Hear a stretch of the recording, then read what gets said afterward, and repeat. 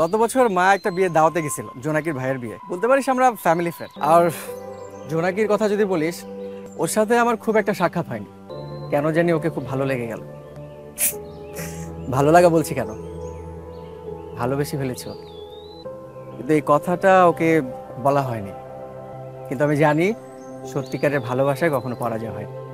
আমার বিশ্বাস ও রাজি হয়ে যাবে। আচ্ছা, তুইও তো একটা মেয়েকে ভালোবাসিস, পরিচয় করবে না?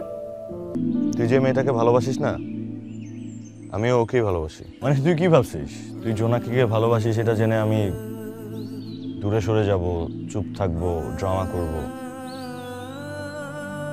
তুই ভালো মতোই জানিস আমি এরকম না।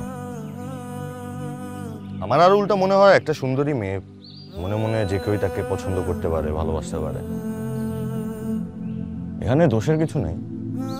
হ্যাঁ, আমি ওকে পছন্দ করি, ও আমাকে পছন্দ করে এটা জানি, কিন্তু জোনাকি আমাকে ভালোবাসে কিনা এটা বলতে পারতেছি না।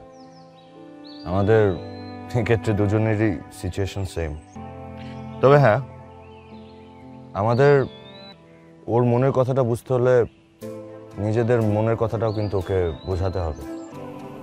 ঠিক বুঝলাম না। চল, সর্ট আউট করি।